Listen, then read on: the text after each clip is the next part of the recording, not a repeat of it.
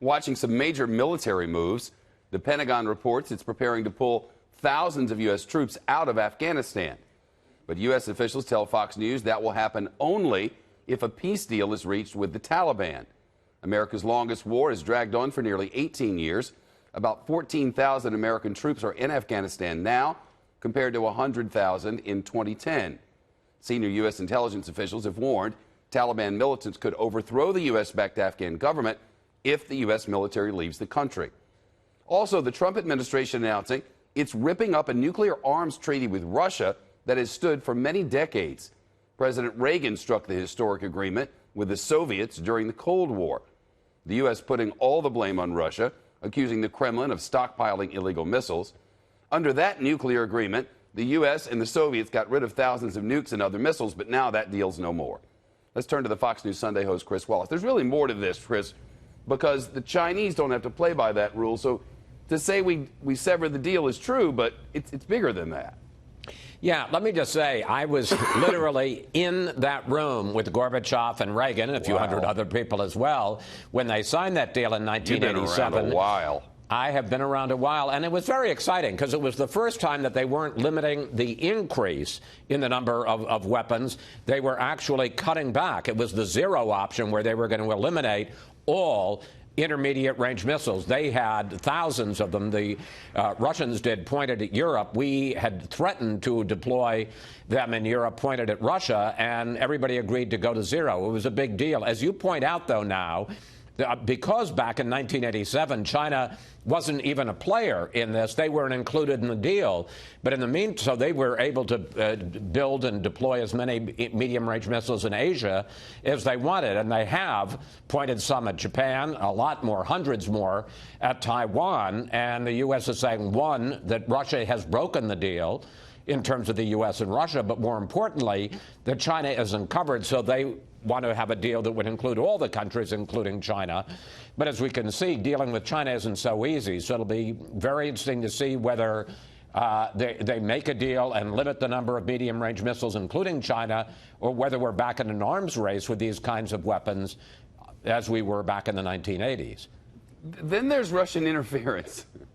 I mean, they're trying to divide us against ourselves. They're interfering in our election. They're trying to tip the balance. They've tried to, help the president get elected.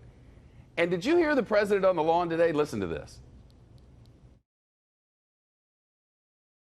Mr. President, Robert Mueller said last week that Russia is interfering in U.S. elections right now. Did you raise that with Vladimir Putin? Oh, you don't really believe this. Do you believe this? You said it last week. Did you raise that with President Putin yesterday? We didn't talk about that. I spoke with President Putin of Russia yesterday. They're having massive fires in their forests. They have tremendous. I've never seen anything like it. It's very big. I just offered our assistance because we're very good at putting out forest fires, frankly. And if they should need it, I offered our assistance. We had a good talk, a short talk, but a good talk. And I think he appreciated it. So we would be able to help them. These are massive fires like I haven't seen. That was the primary importance of the conversation. And I think they very much appreciated it. It's one of the more baffling things of a baffling presidency. I mean, there is no doubt that they're interfering, and yet he goes, do you believe that? Yeah, I believe it. I believe everyone in your government. I believe everyone in the intelligence apparatus. Of course I believe it. Is he the only one who doesn't believe it, or is he making it up? Now, I think that the president, to the degree that I'm going to put myself and try to interpret what's going on here, I think he views any statement like that as, in effect, a statement, you didn't get legitimately elected, and that somehow it discredits his victory in 2016. So I think his kind of initial reflex reaction is to push back on that. Now, in fact, the government has done some things to try to secure our 2020 election from Russian interference and cyber threats from anybody. But I think when Donald Trump is presented with that, his initial instinct is not that you're saying Russia interfered, you're saying he didn't win the election fair and square. And in fairness to him, I understand your frustration, but in fairness to him, while there is certainly an indication the Russians did interfere in the election, there's never been much of an indication, well, certainly in the case of actual votes, that they hacked the votes were able to change the vote counts in the 2016 election. Yeah, of course, nobody said that. But, you know, to deny that there's interference is just, it seems like, you know, if you're president, you want to unite the country around the idea that we're under attack. I mean, that's what his intelligence agencies tell us. That we're under attack. We were under attack then. We're under attack now. We need to all come together and get used to the idea that we got to prepare for this and spend money for this and realize the Russians aren't our friends. You know, he doesn't want to put out the fires in California anymore, but we're going to help the Russians put out their fires. It's just a big old boatload of weird to me. Well, I gave you my best explanation of what I think is going on. And in fairness, there have been steps taken to try to protect us from more interference in 2020, but it just is not a game that Donald Trump is willing to play, at least in talking to reporters. And, you know, there's another factor there, which is Mueller. You know, he doesn't like Mueller. He thinks it was a witch hunt. He thinks it was a way to undercut. I'm trying to just do some translation here. Yeah. They're trying to undercut his election as the duly elected president of the United States. And so I think he gets his back up.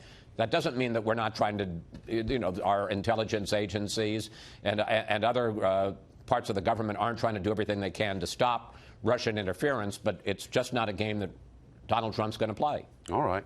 Why don't you take the weekend off? No, I like doing my show. All right. Well, then we'll be watching. And we have a great show. I was just about to read the promo for that. Well, good. Good. Look at that. This week on Fox News Sunday, Chris will talk with the White House trade advisor, Peter Navarro. Also, Pete Buttigieg, the mayor of South Bend, Indiana, Democratic presidential candidate, raised a lot of money. He'll be. What are you going to talk to Buttigieg about? Well, it's interesting. You know, I'm calling it the Pete Show because we got two Petes on.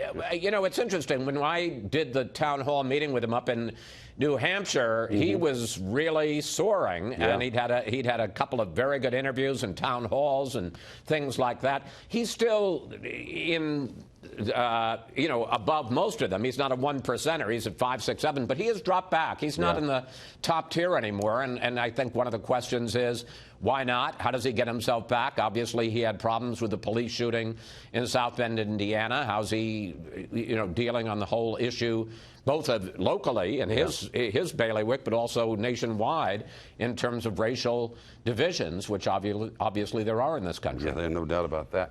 We'll be watching this Sunday on Fox News Sunday on your local Fox station with Chris Wallace and husband of Mrs. Soup. Good to see you, buddy. My claim to fame. Thank you, Shep. Yes, it is.